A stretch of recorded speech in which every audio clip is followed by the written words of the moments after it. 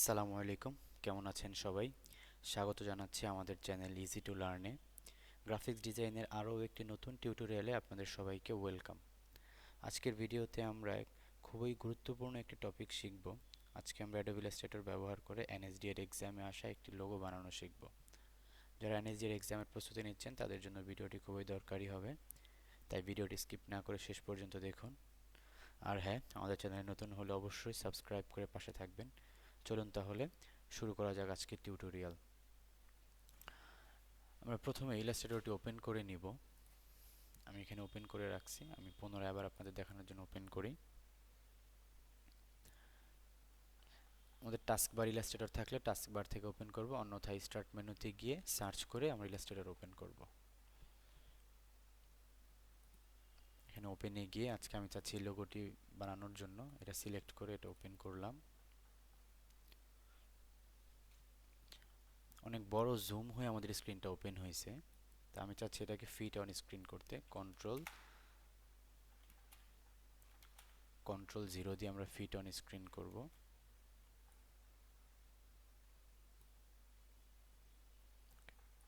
আমি এটা দেখে দেখে এটার উপরে আজকের এই লোগোটা কিভাবে বানানো যায় দেখব। তো প্রথমে আমরা আমাদের ইমেজটাকে লক করে দিব, কন্ট্রোল 2 প্রেস করে লক করে দিব। এখন এর উপর আমি কোনো কিছু অবজেক্ট আনলে এটার মুভ হবে না, লড়বে না, এটার উপর কাজ করা যাবে না। আমি কন্ট্রোল 2 প্রেস করে এটাকে লক করে দিছি। আমরা শেপ টুল থেকে একটি রেক্টেঙ্গেল শেপ নিব।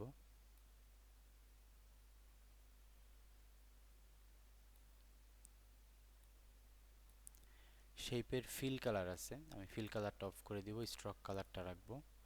স্ট্রোক কালারটা আমি ব্ল্যাক কালার নিই যাতে আমার চোখে পড়ে।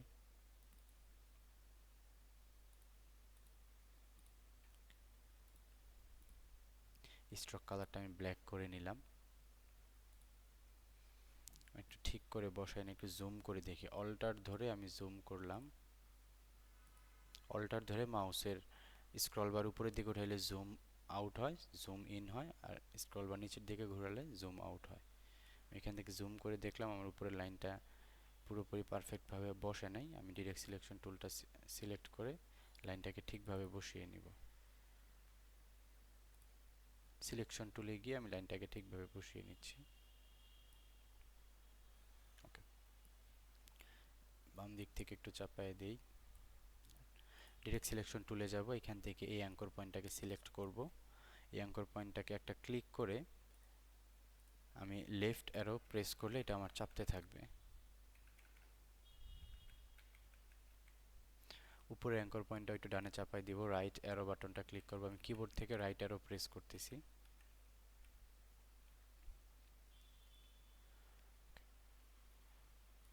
একটা শেপ চলে আসলো আমার। এখন এই শেপটাকে সিলেক্ট করে আমি ডিরেক্ট সিলেকশন টুলে যাব, এই কর্নারগুলোকে কার্ভ করে দিব। আমার সবগুলো কর্নার একসাথে কার্ভ করার দরকার নেই, আমি 1 বাই 1 করব। প্রথমে আমি এই কর্নারটা কার্ভ করব, এর জন্য আমি প্রথমে সার্কেলটার মধ্যে একটা ক্লিক করলাম। দেখেন এই সার্কেলটা গ্রিন কালার হয়ে বোল্ড হয়ে গেছে, আর এগুলোর সাথে মিলে না। তার মানে এখন আমি রাউন্ড করলে শুধুমাত্র এই কর্নারটাই রাউন্ড হবে। আর এটা করতে চাই, তার জন্য এটার মধ্যে একটা ক্লিক করে এটাকে ড্র্যাগ করি। আমি এখন আছি কোথায়? ডিরেক্ট সিলেকশন টুলে। আবার এই কর্নারটা রাউন্ড করতে চাই, এটার মধ্যে একটা ক্লিক করে তারপর ড্র্যাগ করব মাউসের লেফট বাটন ধরে। মোটামুটি রাউন্ডটা হয়ে গেছে। এখন এইখানের কাজটা কিভাবে করা যায়? আমি লাইনটাকেও লক করে দিই, কন্ট্রোল 2 দিয়ে লাইনটাকে লক করে দিলাম। এখন এই ত্রিভুজের মতো এই শেপটা বানাবো। আমি শেপে যাব, এখান থেকে পলিগন টুল নিব। পলিগন টুলের নিয়ে আমি মাউসের লেফট বাটন চাপ দিয়ে ধরে রাখবো, ছাড়বো না। এখন আমি আপ অ্যারো ক্লিক করলে অ্যাঙ্গেল বাড়তে থাকবে, ডাউন অ্যারো ক্লিক করলে অ্যাঙ্গেল কমতে থাকবে। তো আমি একেবারে সর্বশেষ অ্যাঙ্গেল 3টাই থাকবে, এর বেশি কমবে না। ত্রিভুজ হয়ে গেলে আমি এটা ছেড়ে দিব, সিলেকশন টুল থেকে এটা এখানে বসায় নিব।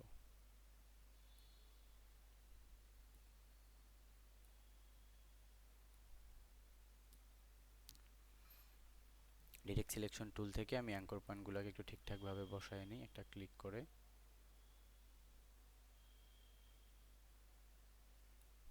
ওকে, ডিরেক্ট সিলেকশন টুল থেকে আমি কর্নারগুলো কার্ভ করে দিব। এই কর্নারটাও আমি কার্ভ করে দিই। এটাও কার্ভ করে দেই। ওকে, এখন মাঝখানের দিকে আমার একটু বাঁক দিতে হবে। এটা কিভাবে দিতে পারি, আমি শেপের মধ্যে অ্যাঙ্কর পয়েন্ট অ্যাড করব। অ্যাঙ্কর পয়েন্ট অ্যাড করতে হলে আমাকে যেতে হবে পেন টুলে, এখান থেকে অ্যাড অ্যাঙ্কর পয়েন্ট। এটা আমি লেফট রাইট বাটন ক্লিক করে এই অপশনগুলো আনছি, দেন এখান থেকে অ্যাড অ্যাঙ্কর পয়েন্টে ক্লিক করলাম। ঠিক মাঝে একটা অ্যাঙ্কর পয়েন্ট অ্যাড করব। আবার ডিরেক্ট সিলেকশন টুলে চলে যাব, এখান থেকে অ্যাঙ্কর পয়েন্ট একটা ক্লিক করে অ্যাঙ্কর পয়েন্ট একটু ভিতরের দিকে নিয়ে আসবো। মানে সার্কেলটা ধরে একটু রাউন্ড করে দিব কার্ভ। দেখেন আমার এই শেপটাও তৈরি হয়ে গেছে। এখন এই শেপটার পরে আমাদের কাজ হলো কন্ট্রোল অল্ট 2 দিয়ে আমি যে লক করে রাখছিলাম এগুলাকে আনলক করলাম। আমি পেছনের ইমেজটাকে আবার লক করে দিই কন্ট্রোল 2 দিয়ে, এই শেপটাকে জাস্ট আনলক করলাম। এখন এই শেপটা তৈরি করার জন্য আমাকে এটা কপি করতে হবে, কন্ট্রোল সি কন্ট্রোল এফ দিয়ে আমি পেস্ট করলাম ফ্রন্টে। শিফট অল ধরে এটাকে বড় করি,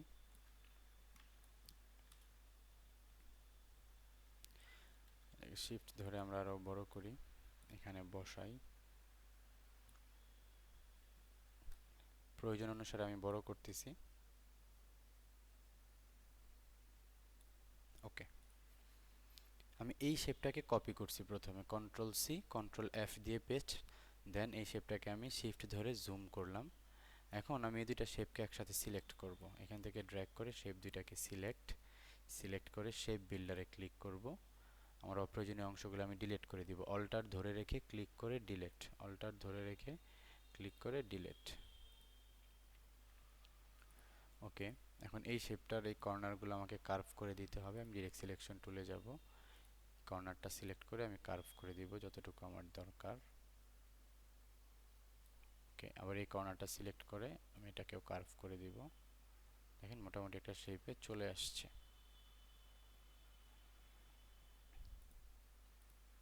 এইগুলা আমি ঠিক করা যাবে, বাট ভিডিও লেন্দি হবে দেখে আমি করতেছি না। আপনারা ধীরে বাসায় প্র্যাকটিস করবেন, আশা করি হয়ে যাবে। আমার এই শেপটা তৈরি হয়েছে, এই শেপটা তৈরি হয়েছে, এখন উপরের এই শেপটা আমাকে বানাতে হবে। এটার জন্য আমরা একটা সার্কেল নিব।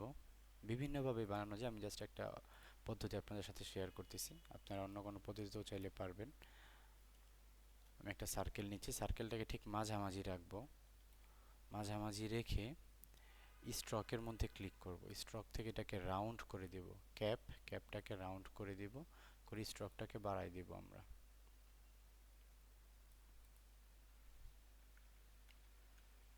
ওকে, এখন ডিরেক্ট সিলেকশন টুলে গিয়ে এই অ্যাঙ্কর পয়েন্টটাকে ডিলিট করে দিব। এই অ্যাঙ্কর পয়েন্টটা ক্লিক করে ব্যাক স্পেস ক্লিক, আর অ্যাঙ্কর পয়েন্টটা ডিলিট হয়ে গেছে। এটা আমার একটা স্ট্রোক, আমি স্ট্রোকটাকে 48 পিটি করে এত মোটা করছি। এখন এটাকে আমি শেপে কনভার্ট করব। এর জন্য আমাকে যেতে হবে এডিট থেকে সরি অবজেক্টে যাব, অবজেক্ট থেকে আমরা এক্সপান্ড করব, এক্সপান্ডে গিয়ে ওকে, এটা শেপ হয়ে গেছে। এই শেপের মধ্যে কালার ব্ল্যাক কালার আছে, আপনি চাইলে এই কালার দিতে পারেন, আমরা কালারের কাজটা পরে করব। নিচে আমাদের কিছু সার্কেল নেওয়া বাকি আছে, এই দুইটা সার্কেল আমরা নিয়ে নেই। শেপ থেকে ইলিপস থেকে শিফট অল্টার ধরে পারফেক্ট আমরা সার্কেল নিব। এই সার্কেলটাকে আমরা কপি করে দিই, অল্টার ধরে এই সার্কেলটাকে কপি। ওকে, সার্কেল দুটো আমার হয়ে গেল। কন্ট্রোল 0 ধরে ফিট অন স্ক্রিন। এখানে এই উপরের শেপটা বানানো হয়েছে, এই ত্রিভুজ শেপটা বানানো হয়েছে, রাউন্ড শেপটা করা হয়েছে, সার্কেল দুটো নেওয়া হয়েছে। এখন আমাকে অনলাইন শপ লেখাটা লিখতে হবে। এখান থেকে আমি টেক্সটে যাব, ড্র্যাগ করব, টেক্সটগুলো খুব ছোট আসছে। আমি এখান থেকে ক্যারেক্টার প্যানেল থেকে আমি টেক্সটগুলোকে বড় করে নিতে পারি। যদি আপনাদের এখানে ক্যারেক্টারটা না থাকে উইন্ডো থেকে নিয়ে আসবেন। আবার তো 72 পিটি করি, এখানে লেখা আছে অনলাইন শপ, আমি লিখি। এখানে ফন্ট খুব সম্ভবত এটা মনসেরাট ফন্ট নেওয়া আছে, আমি এখান থেকে ফন্টটাও চেঞ্জ করে নিই। আমার মন্টসেরাত ফন্ট নিব, MONT মন্ট, হ্যাঁ যে মনসেরাট বোল্ড, এটা নিয়ে আমি এবারে অনলাইন শপ লেখাটা লিখি, অনলাইন SHOP অনলাইন শপ। এখানে দেখেন শপের কালারটা একটু ভিন্ন আছে, আমি শপ লেখাটাকে সিলেক্ট করব, করে এখান থেকে কালার চেঞ্জ করে দিব। ইয়েলো কালার আছে, ইয়েলো কালার করে দিই।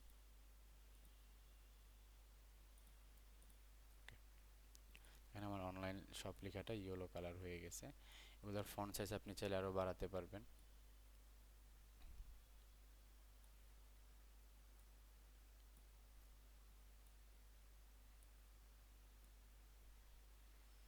আমরা এখানে জাস্ট ফন্ট সাইজগুলো বাড়াই দিচ্ছি। ওকে, কাছাকাছি চলে আসছে, 150 করে দিলাম। Online shop. আমরা যখন টেক্সটের কাজ করব, টেক্সটগুলোকে আমরা সবসময় ক্রিয়েট আউটলাইন করে দিব।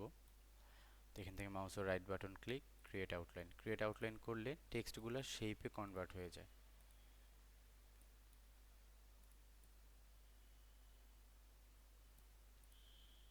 আচ্ছা, আমার এখানে সব লেখাটা আসে নাই, আমি একটু কন্ট্রোল জেড দিয়ে ব্যাকে গিয়ে দেখি।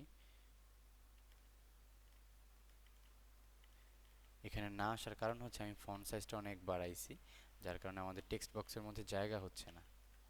আমি এখানে আপনাদেরকে দেখাই যে এখন চলে আসছে। আমি ফন্ট সাইজটা বৃদ্ধি করার কারণে এখানে দেখাচ্ছিল না। আমি ফন্ট সাইজটাকে আরও বাড়াই, 150 ছিল 150 করি। দেখেন, খেয়াল করেন, 150 করার পরে এখানে প্লাস আইকন আছে, তার মানে আমার টেক্সট বক্সের মধ্যে জায়গা হচ্ছে না। দেখেন এখন চলে আসছে। আবার আমি এটাকে রাইট বাটন ক্লিক করে ক্রিয়েট আউটলাইন করে দিই। এবার এটা এখানে বসাই। আমার আবার টেক্সট নিতে হবে, নিচে একটা ইয়োর স্লোগান লেখা আছে, সিলেক্ট করে লিখে দিই ইয়োর স্লোগান,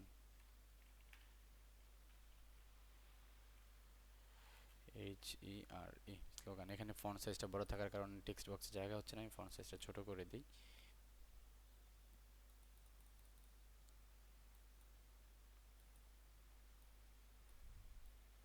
ওকে, এখানে লেখাটা চলে আসছে, ইয়োর স্লোগান হেয়ার, একটা স্পেস, এলটা বড় হাতের হয়ে গেছে, আমি ছোট হাতের এল করে দিলাম, ইয়োর স্লোগান হেয়ার।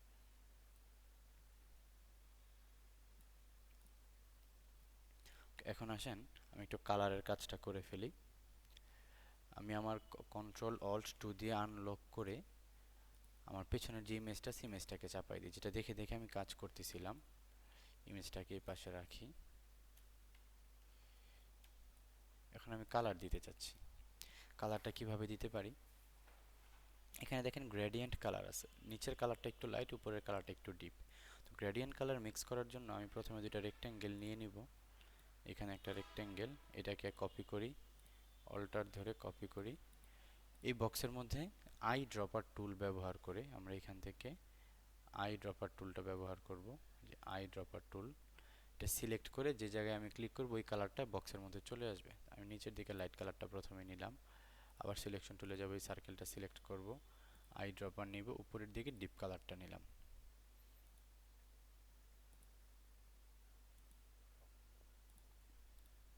দুইটা কালার কাছাকাছি মনে হচ্ছে। ওকে, আমরা একটু ডিপ কালার নিব এটাকে।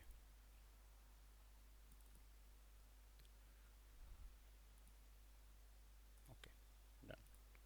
এখন আমি কালার দুটাকে মিক্স করব। কিভাবে? আমি এই শেপগুলোর মধ্যে কালারগুলো দিতে চাই, শেপগুলো সিলেক্ট, এখান থেকে গ্রেডিয়েন্ট টুলে যাব, গ্রেডিয়েন্ট থেকে লিনিয়ার গ্রেডিয়েন্টটা নিব, এই সার্কেলের মধ্যে ক্লিক, আই ড্রপার দিয়ে কালারটা সিলেক্ট, এই সার্কেলের মধ্যে ক্লিক, আই ড্রপার দিয়ে পরের কালারটা সিলেক্ট। দেন এখান থেকে আমার 90 ডিগ্রি অ্যাঙ্গেল আছে, নিচ থেকে উপরের দিকে আমি ড্র্যাগ করে উপরের দিকে দিয়ে দিব। দেখেন আমার কালারগুলো দেখেন চলে আসছে, এটার মতো প্রায় সিমিলার কালার চলে আসছে। নিচের দিকে লাইট, উপরের দিকে একটু ডিপ কালার। সবাইকে সিলেক্ট করে গ্রুপ করে দিব, কন্ট্রোল জি। টেক্সটগুলোকেও আমি ক্রিয়েট আউটলাইন করে দিই, right button click, create outline. এগুলোকে একটু অ্যালাইন করে ফেলি, হরিজন্টালি অ্যালাইন। দেন গ্রুপ করে দেই, কন্ট্রোল এ, সরি কন্ট্রোল এ দিলে সবাই সিলেক্ট হয়ে যাবে, আমি ড্র্যাগ করে সবাইকে সিলেক্ট করে কন্ট্রোল জি দিয়ে গ্রুপ। এবার ভার্টিক্যালি অ্যালাইন। দেখেন আমাদের এই লোগোটা দেখে দেখে আমরা এই লোগোটা ক্রিয়েট করতে পারলাম। আশা করি আপনারাও পারবেন। আমাদের এনএসজি এর পরীক্ষার সময়, আমি এগুলো ডিলিট করে দিই, এগুলো দরকার নেই। কন্ট্রোল জিরো দিয়ে ফিট অন স্ক্রিনে আসলাম। আমাদের পরীক্ষার সময় আমাদের বিভিন্ন ফাইল ফরম্যাটে সেভ করতে বলবে, বিভিন্ন ফাইল ফরম্যাটে আমাদেরকে সেভ করতে বলবে। ওই সেভ কিভাবে আমরা করতে পারি একটু দেখি আসেন।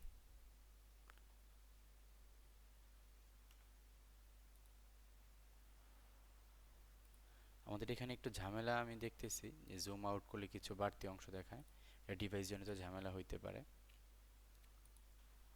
বিভিন্ন ফরম্যাটে আমাকে সেভ করতে বলে আমরা কিভাবে সেভ করব আসেন।